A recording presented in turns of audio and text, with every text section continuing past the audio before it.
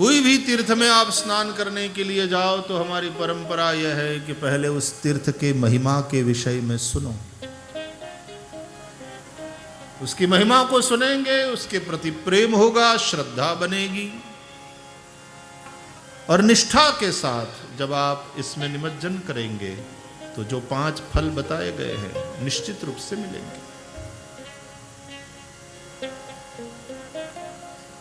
इसलिए भागवत सुनने से पहले भागवत का महात्म्य समझो, जरूरी है। जिसमें महत्व बुद्धि होती है हमारी, उसी में प्रेम हो जाता है।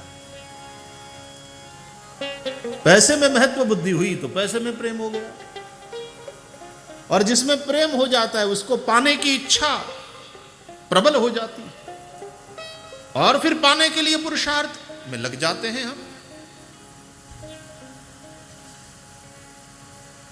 श्रीमद् भागवत में प्रेम हो जाए, भगवत कथा में अनुराग हो जाए, भगवत कथा में रति हो जाए, और कथा श्रवण करो। ये बिना रति के भी कथा श्रवण कर सकते हो, लेकिन भगवान की कथा में रति हो जाए और श्रवण करो, दोनों में क्या फर्क है? बोले भूख वगर जमो ने भूख लागी होय ककड़ी ने जमो, एमा जेटलो फेर एटलो फेर। ओલું પેટમાં તો જાય જ, વગર ભૂખે કોકના આગ્રહથી જમીએ પેટમાં તો જાય જ। સ્વાદ તો એનો એવો જ આવે, જીભનું ચામડું તો ઈ નહીં, મશીન તો ઈનું ઈ જ।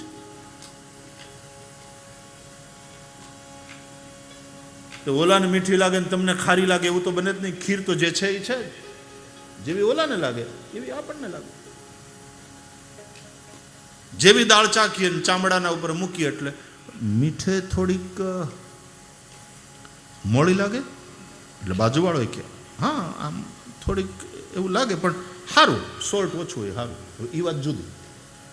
પણ લેબોરેટરીમાં રિપોર્ટ તો એક જ આવે।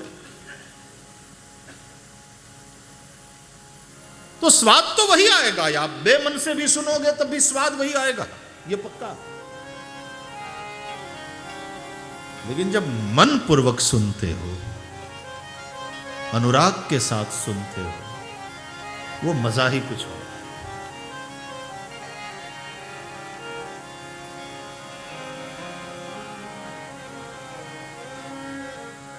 और भगवान की कथा में रति होती है सत्संग से। प्रथम भगति संतन कर संगा, भगति संतन कर संगा, प्रथम भगति संतन कर संगा, प्रथम भगति संतन दूसरी रति मम कथा प्रसंगा, दूसरी रति मम कथा प्रसंगा, दूसरी रति मम कथा प्रसंगा, दूसरी रति मम कथा प्रसंगा, गुरुपद पंकज सेवा तीसरी भक्ति अमान, चौथी भक्ति मम गुण गण करई कपट तजिगान,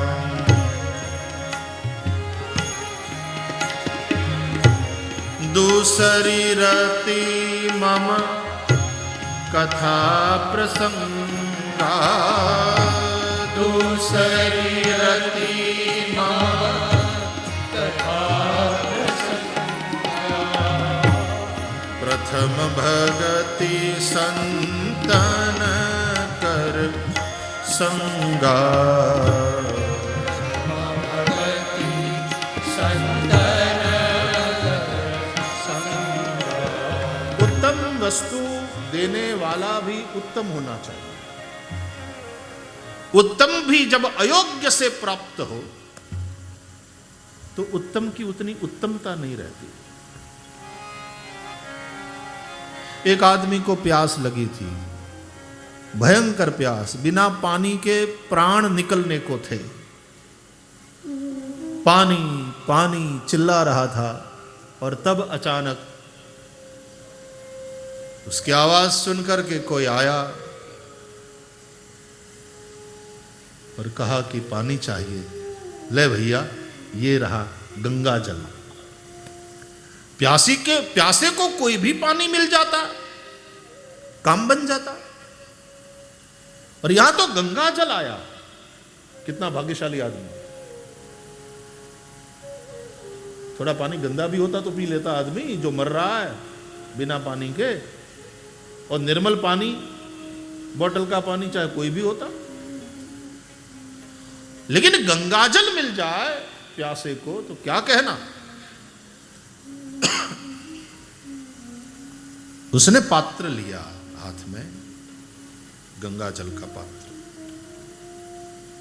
लेकिन पात्र बड़ा विचित्र था।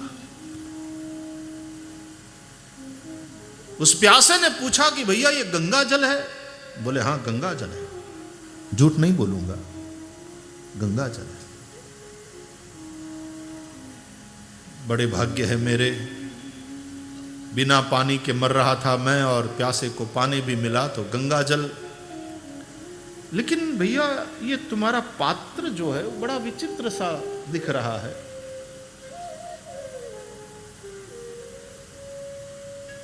आदमी प्यासा, अंधा,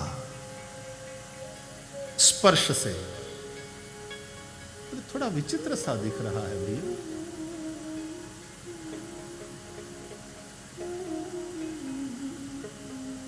आंधड़ा ना तो टेरवा में क्यों हो।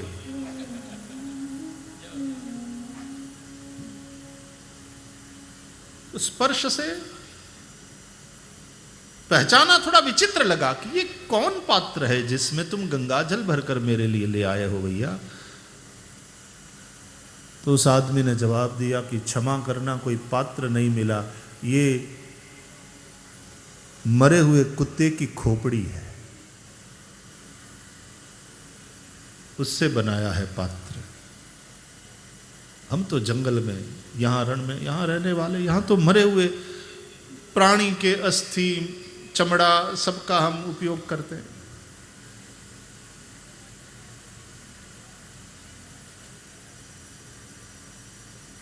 आदमी धर्मनिष्ठ था, कहा कि है तो गंगा जल, लेकिन नहीं पीऊंगा। क्यों? बोले पात्र ठीक नहीं है। आया समझ में? वस्तु भले ही उत्तम हो, लेकिन अयोग्य से मिले तो वह वस्तु उत्तम होते हुए भी उतनी उपयोगी नहीं रहती।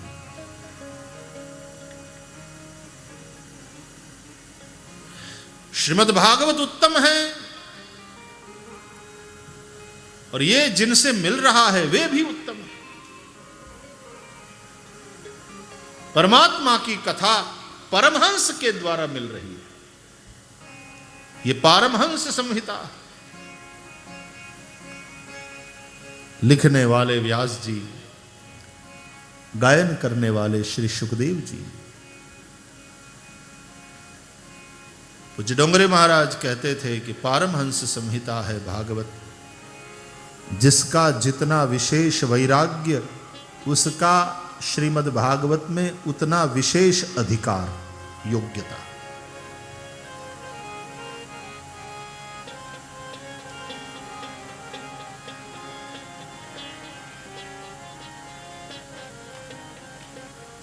दृढ़ वैराग्य जना मन मारे,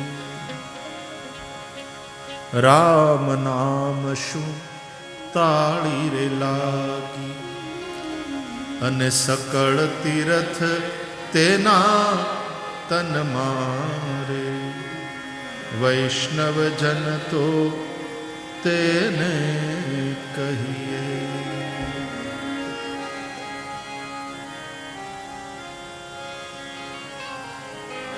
जे पीड़ पराई जाने रे, पर दुखे उपकार करे तोए मन अभिमान ना आने रे।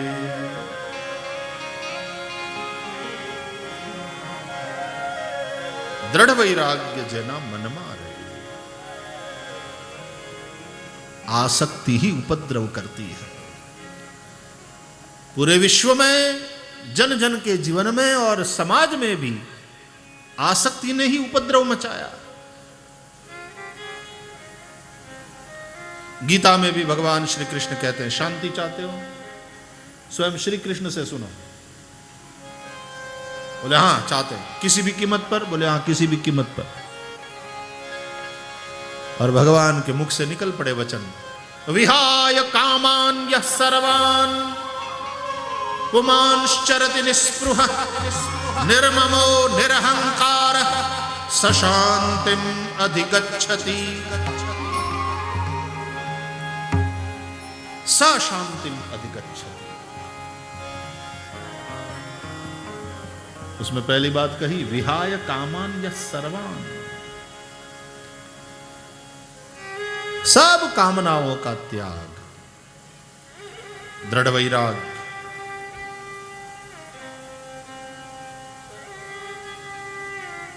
निस्पृहता, ममता राहित्य और निरहंकार, चार बातें हैं जहां सशांतिम अधिगच्छति।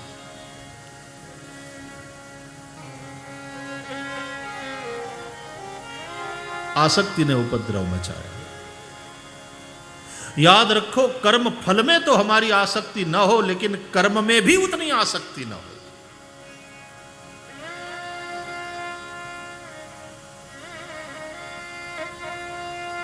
ये परमहंसों की संहिता है, इसलिए उस दृष्टि से निवेदन किया जाएगा। कर्मासक्ति भी नहीं,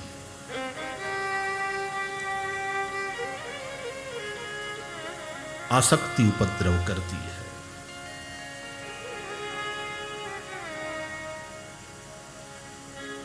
तो उत्तम वस्तु है श्रीमद् भागवत, इससे बढ़कर के क्या है दुनिया में। वैष्णवों के लिए तो यह परम धन है। श्री वल्लभाचार्य जी महाराज ने इसको चतुर्थ प्रस्थान कहा है। वैसे प्रस्थान त्रयी है, और हमारे सनातन धर्म में प्रस्थान त्रयी यानी सुप्रीम कोर्ट, उसका निर्णय फाइनल।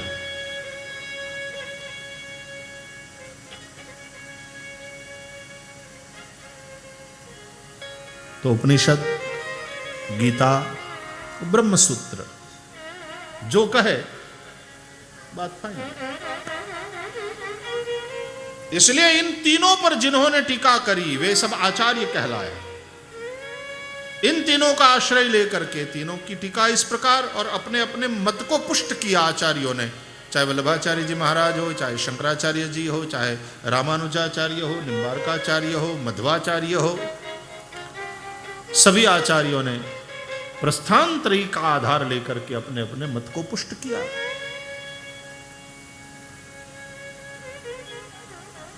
तो Vishuddhadvaita, Vishishtadvaita, Kevaladvaita, there are different schools of philosophy, इन सभी आचार्य महापुरुषों के द्वारा हमें मिली।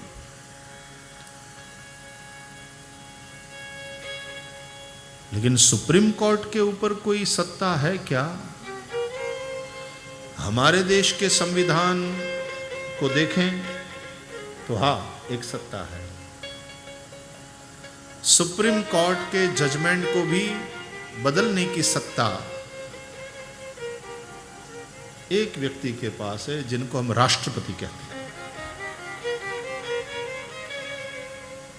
और वे बहुत विवेक पूर्वक अपनी सत्ता का कभी उपयोग करके सुप्रीम कोर्ट के जजमेंट में भी, सुप्रीम कोर्ट ने जिसको फांसी की सजा सुनाया हो, वो राष्ट्रपति के पास दया की भीख मांग सकता है। राष्ट्रपति जी यदि उचित समझे तो अपने अधिकार का उपयोग करते हुए उसकी फांसी की सजा को आजीवन कारावास में इत्यादि में बदल सकते हैं। राष्ट्र के प्रथम नागरिक है।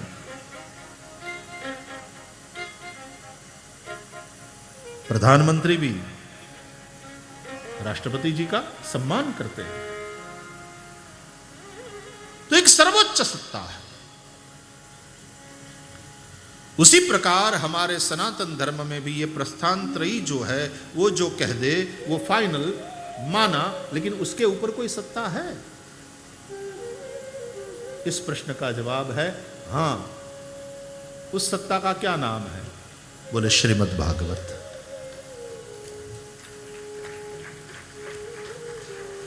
वहां राष्ट्रपति सर्वोच्च सत्ता है, यहां जगतपति। और श्रीमद् भागवत जगतपति का ही वांग्मय स्वरूप है।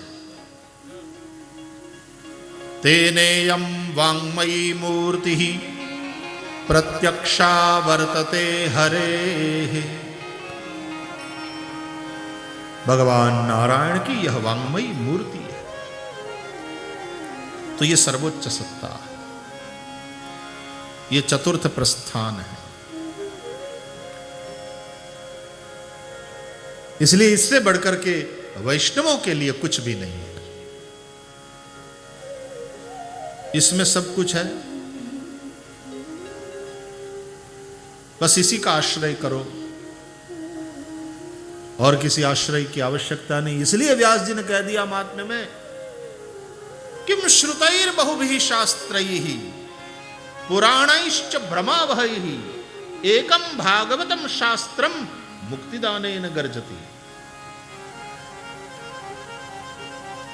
मुक्ति बहुत विशाल अर्थ में है। मुक्ति अभिमान से मुक्ति, मुक्ति अज्ञान से मुक्ति, मुक्ति पापों से मुक्ति, मुक्ति पूर्वाग्रहों से मुक्ति। बहुत विशाल अर्थ में मुक्ति। मुक्तिदानेन गर्जति। શાક માર્કેટમાં જે સૌથી સસ્તા રીંગણા વેચતો હોય એની બૂમ બહુ મોટી હોય। બોલે 4 આના સસ્તું આપતો હોય ને, પણ એ ઊંચે અવાજે બોલે, ખબર પડવી જોઈએ કાંઈ 4 આના સસ્તું મળે। તો ભાગવત भी मुक्तिदानेन गर्जति।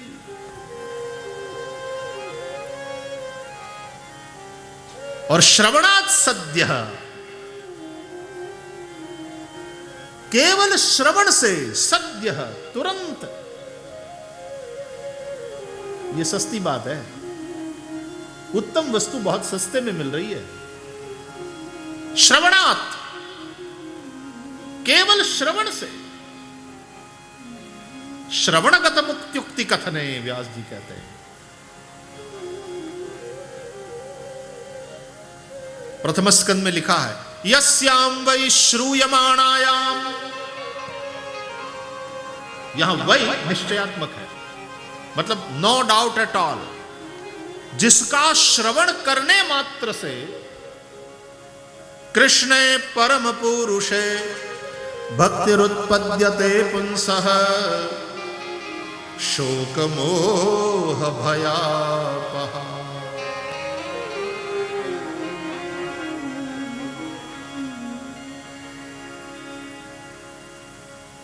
तो श्रवणात्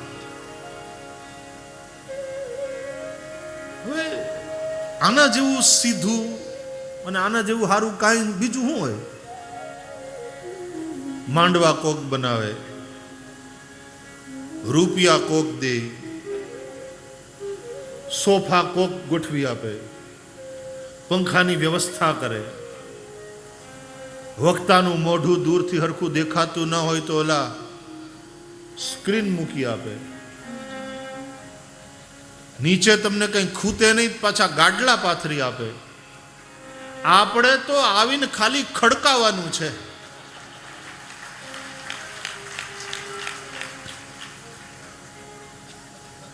બેઠા બેઠા સાંભળવાનું,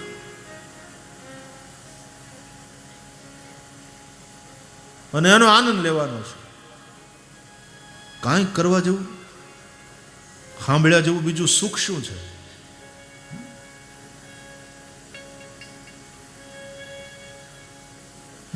શ્રવણ કરવાનું, આનંદ લેવાનો છે.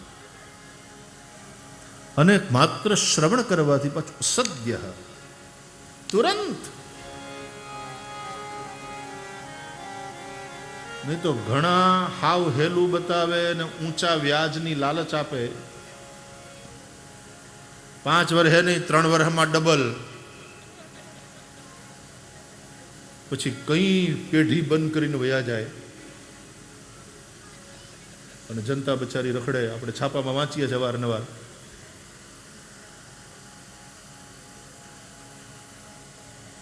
सत्य और इसकी प्रामाणिकता पर तो कोई संदेह नहीं कर सकता, क्योंकि स्वयं प्रभु का ये सामर्थ्य है, प्रभु का वचन है. ये पेढ़ी भगवान की है. आना उठी जवानो कोई प्रश्न ज नहीं.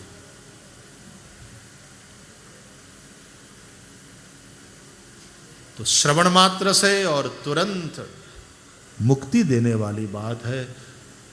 और इसलिए मुक्तिदाने न गर्जती, जोर थी बूम पाड़ी ने भागवत बोलावे છે.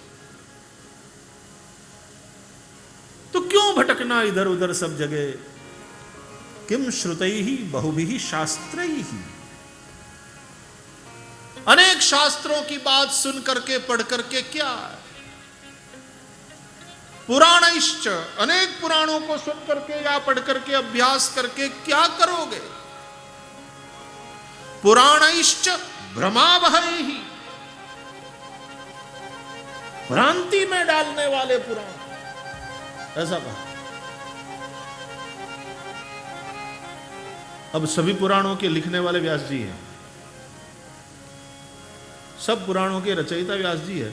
और वे अपने ही पुराणों के विषय में ये कहे कि पुराणैश्च भ्रमावहैहि, પોતાની જ રચના. આ તો એના જેવું અહીંયા તો અહીંયા મારા છોકરાનો ભરોસો કરતો નહીં, એ ભરોસો કરવા જેવી નથી મારી પ્રજા, એમ કોઈક બાપ કે એના જેવું થયું. હતું पुराणैश्च भ्रमावहैहि, आप ही की रचना है व्यास भगवान, और आप कह रहे हैं अपनी ही रचना के विषय में भ्रमावहैहि. भ्रांति में डालने वाले अनेक पुराण.